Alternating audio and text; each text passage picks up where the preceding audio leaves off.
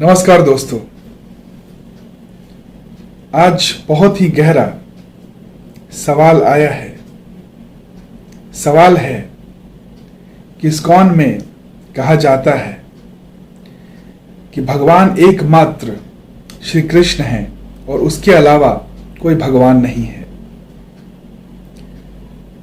तो क्या शिव भगवान भगवान नहीं, राम भगवान भगवान नहीं, गणेश भगवान भगवान नहीं, गुरु नानक को नहीं पूजना चाहिए?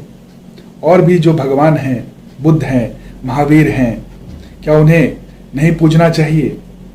उनको भगवान नहीं मानना चाहिए?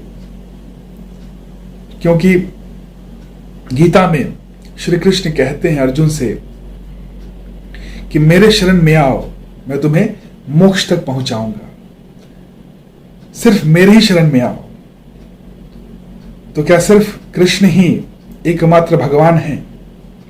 तो इसे समझने के लिए चलिए आज बात करते हैं श्री कृष्ण की और उनके उपदेश की कि वो क्या कहना चाहते हैं, किस स्तर से वो बात कर रहे हैं, उनका दर्शन आज समझने की कोशिश करते हैं और इस सवाल पे प्रकाश डालते हैं और सवाल का आंसर खोजते हैं। श्री कृष्ण कहते हैं, सर्वधर्मानि परित्यज्य मामेकं शरणं व्रज अहं त्वा सर्व पापेभ्यो मोक्षयिष्यामि मा शुचा।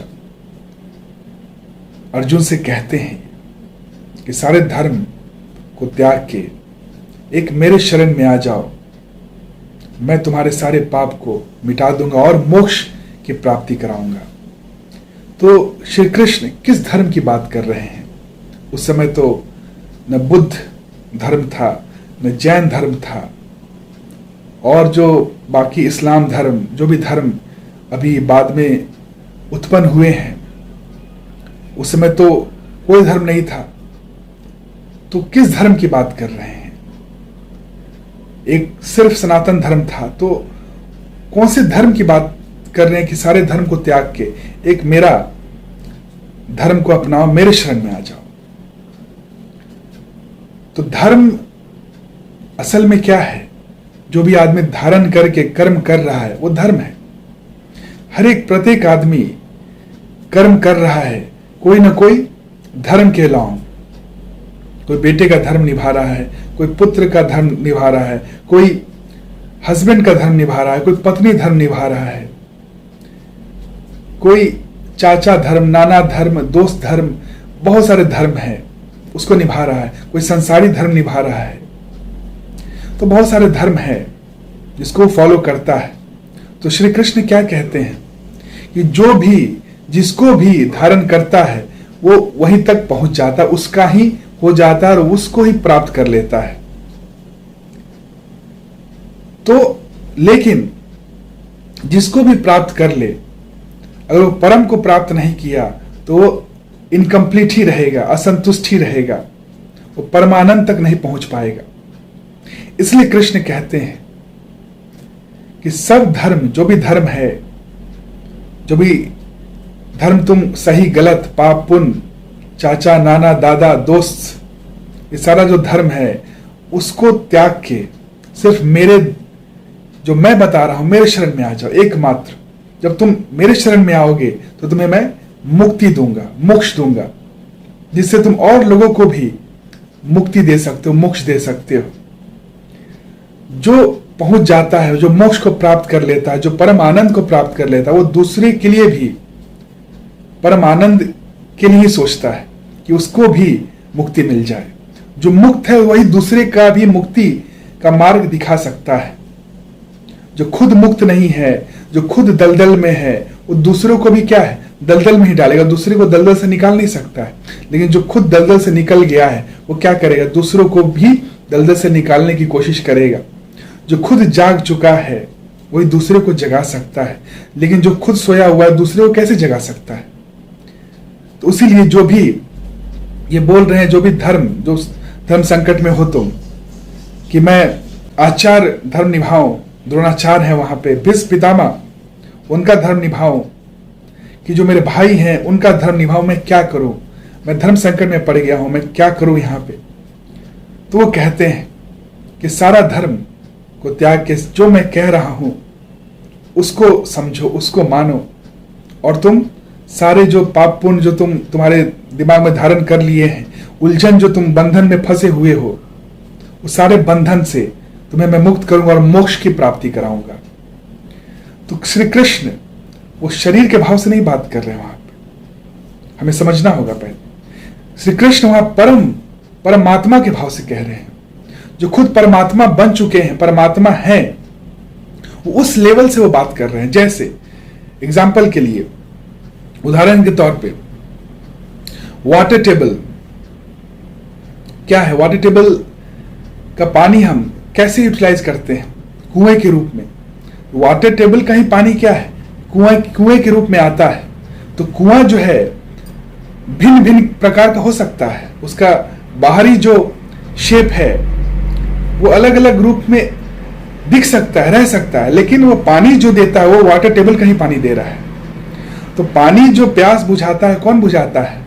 वो कुएं के जरिए प्यास बुझाया जा सकता है। वाटर टेबल ऐसे आपको प्यास नहीं बुझाएगा, डायरेक्टली आप नहीं ले सकते हो।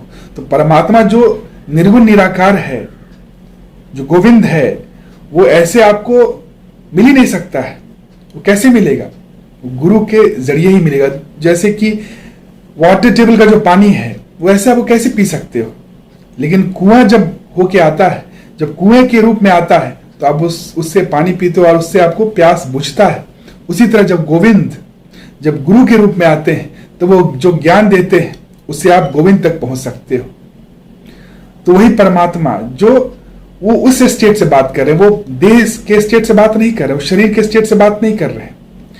और इसीलिए जब ये कहते हैं तो अर्जुन कहते हैं कि तुम परमात्मा कैसे हो सकते हो? परमात्मा तो असीम है और तुम तो सीमा हो, तुम्हारा तो शरीर है, तुम्हारा तो जन्म हुआ है और तुम्हारा देह तुम त्यागोगे भी, तो तुम कैसे परमात्मा हो सकते हो? तो बोल रहे हैं कि अर्जुन, जो तुम देख रहे हो, जो तुम लेवल से बात कर रहे हो, तुम शरीर के लेवल से बात कर रहे हो, लेकिन जो मैं जहां से बात कर रहा हूं, मैं उस स्टेट से बात कर रहा हूं जहां पे क्या है? वो अद्वैत है, दो नहीं है। उस स्टेट से मैं बात कर रहा हूं। तो वो वाटर टेबल, जिस तरह वाटर टेबल कुआं जो है क्या है? गुरु की तरह है। वही वाटर टेबल जो कुएं के रूप में आया है, तो जो गोविंद है वो गुरु के रूप में आए हैं और वो कह रहे हैं कि मैं कौन हूं? मैं वो हूं, गोविंद हूं, और जो मैं परम हूं, उसके बियॉन्ड कुछ नहीं है। जो मुझ में धारण करेगा, मैं क्या हूं? परम आत्मा। आत्मा मतलब क्या है? मैं, ये आत्मा। तो ये आत्मा क्या हाईएस्ट स्टेट क्या है? परमात्मा। जो भी अहम है, मैं, जो हम लोग लेके चलते हैं कि बाउंड्री, वो बाउंड्री को लेके चलते हैं, लेकिन वो ईगो है, अहंकार है। जब ज्ञान होता है तो क्या अहंकार मिटता है। जिस तरह से बूंद, पानी का बूंद जब वो मिटता है समुद्र में या सागर में, तो क्या बन जाता है? वो समुद्री बन जाता है। उसी तरह जब अहंकार भगवान में मिटता है तो क्या है? भगवान ही हो जाता है। तो वो उस स्टेट से वो बात कर रहे हैं जहां पे अहंकार नहीं है, जहां पे वो जान चुके हैं कि मैं कौन हूं। मैं मतलब जब तक शरीर का भाव है तब तक क्या है? अहंकार है, मैं हूं, अहम हूं। और जब वो भाव हो गया कि कौन है? वो आत्मा है, जिसका ना आदि है ना अंत है, तो क्या? परमात्मा ही है वो। तो परमात्मा के स्टेट से बात करें जहां पे उसका जो आनंद है वो असीम है, वो सत्य चित आनंद, वही सत्य है और वो चेतना है और वो आनंद है, परम आनंद है। उसका आनंद कभी खत्म होने वाला नहीं है। संसारी जो आनंद है वो क्षणभंगुर है, वो आज रहेगा, कल खत्म हो जाएगा। पद प्रतिष्ठा पैसा भी क्या है? कुछ देर के लिए होता है, बाद में खत्म हो जाता है। राम भी जो थे वो कुछ देर के लिए राजा बनने वाले थे, लेकिन फिर नहीं बने, फिर उनको वनवास हो गया और फिर जाके फिर बाद में 14 वर्ष के बाद राजा बन गए। तो ये बाहरी जो है वो उतार चढ़ाव आते रहेगा, लेकिन उनकी जो शांति वो बाहरी स्थिति पे टिकी नहीं हुई थी, उनकी मनोस्थिति पे टिकी हुई थी। वो जानते थे कि वो कौन है, वो प्योर मेडिटेटिव स्टेट में थे। उसी को कहते हैं परमात्मा के स्टेट से बात कर रहे हैं, परमात्मा के स्टेट को प्राप्त कर चुके हैं। वो शरीर धारण करके आए हैं, शरीर के रूप में है वो, लेकिन वो परमात्मा ही है। जिस तरह वाटर टेबल का जो पानी है वही कुआं में उभर के आया है, तो वाटर टेबल का पानी हम यूटिलाइज नहीं कर सकते हैं, लेकिन जो कुआं में जो पानी है उसको हम लोग पी सकते हैं, उसको यूटिलाइज कर सकते हैं।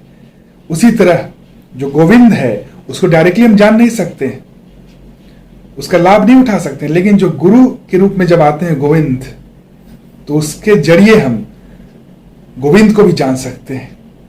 वो ज्ञान चक्षु देते हैं, वो दर्शन देते हैं, जिससे आप गोविंद को पहचान सकते हो, समझ सकते हो, वहां तक जा सकते हो, सच्चित आनंद के साथ एक हो सकते हो, अद्वैत हो सकते हो।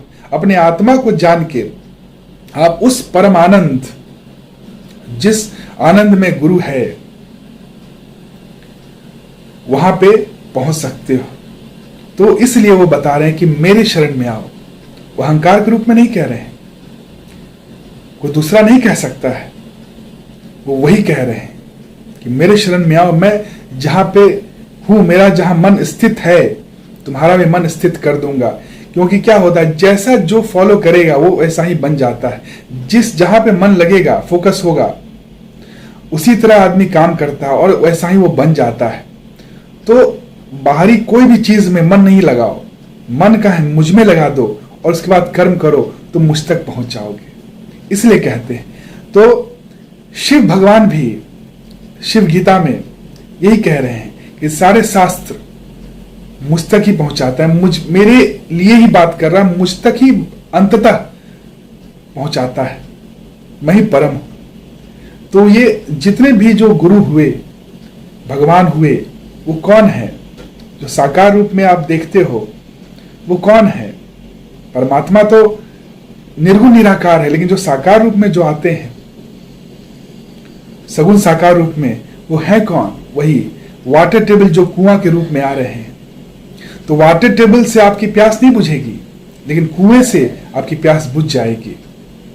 तो जितने भी गुरु हुए हैं, जितने भी गुरु हुए हैं, भगवान हुए हैं साकार रूप में, सगुण साकार रूप में, वो कौन है? वही आपको गोविंद तक पहुंचा सकते हैं, असली ज्ञान दे सकते हैं। वही कहते हैं कि मेरे शरण में आ जाओ।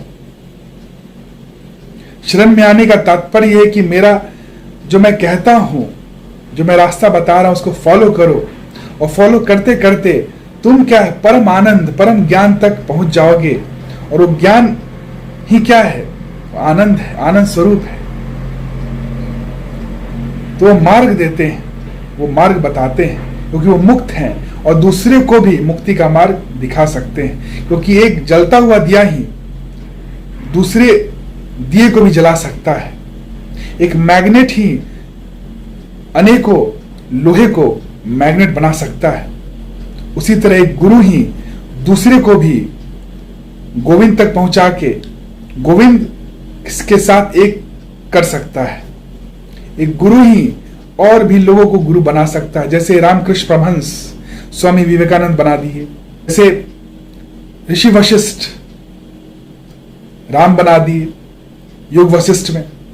उन्होंने ज्ञान दिया, आत्मज्ञान दिया भगवान राम को, और उससे वो भगवान बन गए, वो जान गए। तो भगवान मतलब क्या? जो सगुण साकार रूप में जो भगवान है वो क्या है? वो मतलब कुएं की तरह, जो वाटर टेबल कुएं के रूप में आया, वो कुएं के रूप में जो आया है वही आपकी प्यास बुझा सकता है। वाटर टेबल के रूप में जो सर्वव्यापी जो परमात्मा है, वो आपको ज्ञान नहीं दे सकता है, वो आपको परमात्मा तक नहीं पहुंचा सकता, परमानंद तक नहीं पहुंचा सकता है। लेकिन जो गुरु है उसके शरण में जाओगे आप, तो क्या है? परमात्मा को प्राप्त कर सकते हो। आपकी प्यास जो है, परमानंद की जो प्यास है, सच्चित आनंद की जो प्राप्ति के लिए जो प्यास है, उसको वो आपका बुझ सकता है। जिस तरह कुएं के पास जाते ही प्यास बुझ जाता, उसी तरह गुरु के शरण में जाने से जो आत्मा की जो प्यास है वो बुझ सकती है, बुझ जाती है। इसीलिए कृष्ण जो कहते हैं वो बिल्कुल सही है, उसमें कोई गलत नहीं है। फॉर्म्स के रूप में अगर बात करोगे तो वो एकमात्र नहीं, क्योंकि बहुत सारे मैं बताया ना, वेल बहुत है, कुएं बहुत हो सकते हैं, लेकिन पानी जो है वो एक ही वाटर टेबल है। तो फॉर्म के रूप में बहुत हैं, शिव हैं, राम हैं, गणपति हैं, जितने भी गुरु हैं जो पहुंच गए हैं, जो ज्ञान जिन्हें हो चुका है, जिन्हें आत्मज्ञान हो गया है, वो सब एक ही है, एक ही लेवल पे है। अद्वैत के लेवल पे वो एक ही है, दो नहीं है। वो सारे एक ही स्तर से बात कर रहे हैं। गुरु और गोविंद दो अलग नहीं है। गोविंद क्या है? जो परमात्मा, वही क्या है? जो साकार रूप में आते हैं, वो एक्सप्रेस करते हैं, वही आपको बता सकते हैं कि वो जो अनमैनिफेस्ट है वो क्या है। जब तक मैनिफेस्टेड रूप में नहीं आए हैं, जब तक मैनिफेस्टेड रूप में अगर वो साकार नहीं हुए हैं, तब तक आप उस निर्गुण निराकार को भी नहीं समझ सकते हो। तो गुरु ही ज्ञान देते हैं, गुरु बिना ज्ञान नहीं। इसलिए कहा भी गया है, गुरु गोविंद दो खरे, काके लागू पाओ, बलहारी गुरु आपके, गोविंद दियो बताए। तो यही है। बाकी आपको कोई भी क्वेश्चन हो तो आप बेहिचक कमेंट सेक्शन में पूछ सकते हैं। और वीडियो अगर अच्छा लगे तो लाइक, कमेंट, शेयर जरूर करें, ताकि और लोगों तक बात पहुंच सके और लोग भी आपके जरिए लाभान्वित हो सके। Thank you, have a nice day, प्रणाम।